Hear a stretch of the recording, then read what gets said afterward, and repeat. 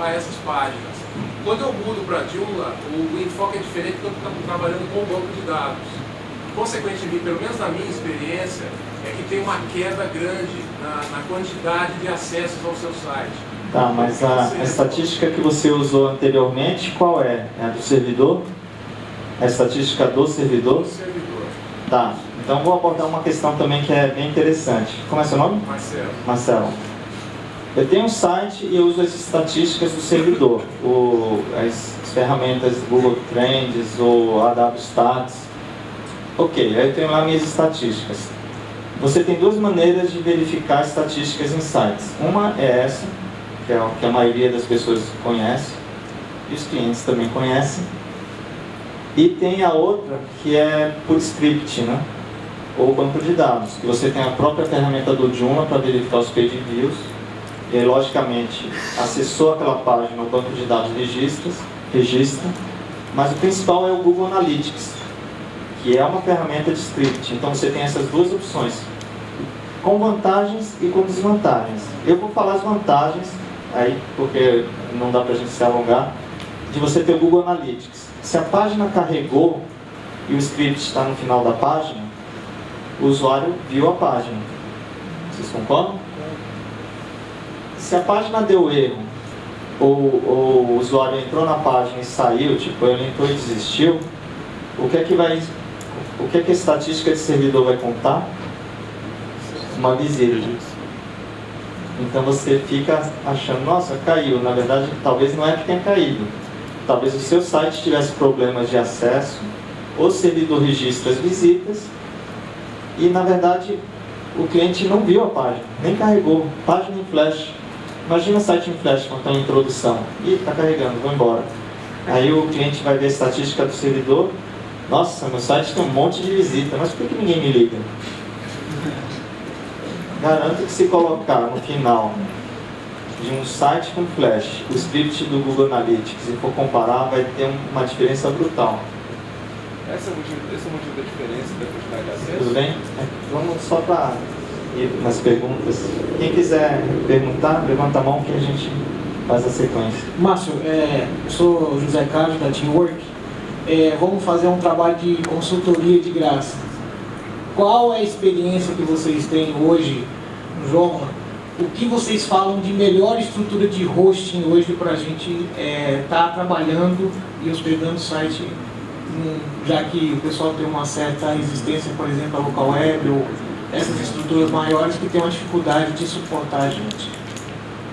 A estrutura de hosting, como eu falei, aqui tem um pessoal técnico que conhece muito mais. O que eu posso falar para sites, aí me desculpem quem trabalha com revenda, sites, eu acho que a gente tem que pesar o cliente final. Se o cliente vai precisar de um suporte e ele vai falar, esse cliente é meio crítico, ele tem 20 contas de e-mail, é um cliente, não vou chamar de cliente chato, mas é um cliente exigente, ele conhece, tem um nível de conhecimento, ele quer ligar para o suporte, ele quer resolver, ele sabe que se deu pau no e-mail, ele tem que ligar para o suporte. Essa pessoa tem que ir para um bom hosting direto, você não tem que fazer interface. Você da Teamwork, você perguntou infraestrutura, né? Na verdade, quem hoje na plataforma da hospedagem tem uma boa estrutura de não vai se ter tanta ligação para poder se baixar componentes, extensões, que na verdade o que a gente tem é repertório protegido, senoma marcado, você não consegue... como eu falei, na verdade você tem que fazer uma lista de critérios, porque você vai desde a pessoa que é o seu primo, que tem um site super simples, aí você pode sim colocar numa revenda. Tem um cliente, uma pequena empresa, que você fala, não, eu não posso me responsabilizar por isso, então eu não vou colocar ele no meu plano de revenda. Tem a opção de você ter um plano de revenda e a questão de provedores. Eu só vou falar algumas questões porque senão vai gerar muita polêmica. A local web, eu gosto da local web, porque quando o cliente tem problema e liga para ela, ele se resolve com a local web. Tem provedor que você liga e o cliente vai te xingar, ele vai dizer assim, pô, ele só tem telefone e não atende, e às vezes tecnicamente o provedor é melhor. A local web tem problemas de segurança, não roda o Joomla Cloner. Porque o Joomla Cloner eu particularmente acho bacana, porque até eu que não sou programador, eu migro no site em 10 minutos. Mas se estiver na local web não vai funcionar, porque a local web não tem as permissões. Ah, por isso que eu não vou escolher a local web. Não, depende. Agora o que eu acho que tem que ser um critério de decisão é: ok, onde estão esses servidores? Estão nos Estados Unidos, estão no Japão, estão na Austrália? Você tem que ir a fundo para escolher onde estão os servidores. Porque um outro provedor, fazendo até comentando, o Insight, alguns de vocês devem conhecer, um provedor, eles são bons de tecnologia e ruins de marketing, né? Porque eles estão no mercado há um certo tempo e optaram por colocar todos os hostings lá fora. Uma decisão sua. Aliás, é um artigo que eu pretendo escrever que é uma comparativa com vários provedores, porque não dá para ser feliz com um só. Até porque hoje você não vê muitas empresas de hosting se propagando e falar que tem essa prestação de serviço transformada. Você vê a local web, Hostnet, Gimpgold, mas você não acaba achando um perfil adequado para a plataforma. Mas eu acho que a grande questão é levantar questões. Fora do Brasil, no Brasil, o cliente vai ligar muito para o provedor, não vai ligar. Eu acho que a gente tem que montar meio que a nossa matriz. Eu acho que dá um bom tema para a gente comparar aí para a comunidade, um tema polêmico. Ainda a respeito desse assunto, eu queria só compartilhar uma experiência. A maioria dos problemas que a gente tem com esse tipo de hosting é porque eles usam um sistema denominado shared hosting, né? Eu atualmente, há um tempo, estou usando com muita satisfação um outro esquema que é um pouco mais caro, mas que é o esquema de VPS, que chama Virtual Private System. O cara tem uma máquina virtual, Linux, ele lhe dá essa máquina virtual. Então, essa máquina é sua, você tem acesso root a ela, você faz o que quiser com ela, né? Então, todos esses problemas desaparecem, né?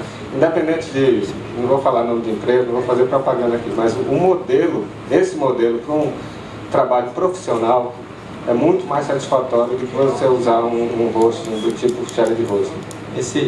Como é seu nome? Helder, obrigado. Esse é um tema que é para a gente jogar nos sites, tá? Dá uma boa discussão. Marcos, bom dia. Meu nome é Juliano, da Universidade de Ribeirão Preto. Queria te perguntar a respeito do CIF. Se já existe algum site, se já existe um site em idioma que não usa as URLs amigáveis e você deseja implementar nele, isso pode trazer algum problema depois que você já está com o site lançado, de acordo com os links que estão...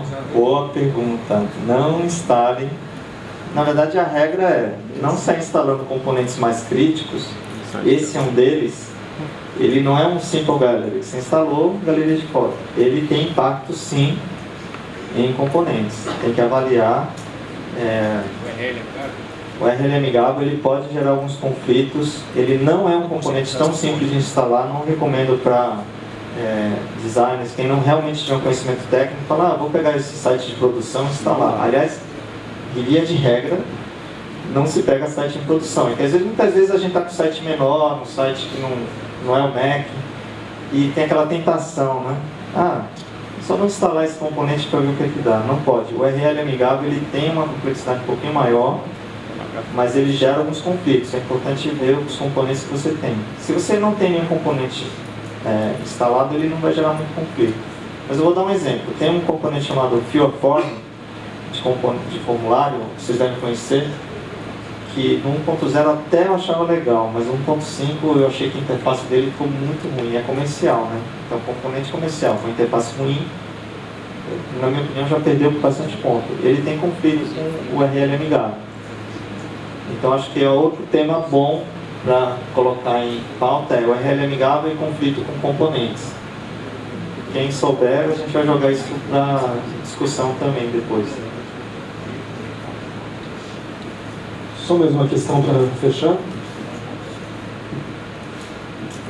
Eu queria perguntar ainda sobre as URLs amigáveis, na questão de indexação. Tem um site que já está funcionando com um determinado posicionamento no Google. Se eu trocar para o URL amigável, isso vai trazer impacto no posicionamento, ele vai ter que indexar tudo de novo, o meu site voltar lá para o final. Isso pode acontecer? Aqui, para não virar aula de Google, é assim, você muda o URL, ele tem as URLs antigas estranhas no índice do Google. Aí você criou o URL amigável. Quando o Google indexar novamente, na verdade ele vai ganhar muito mais relevância. Então, se você enviar o sitemap,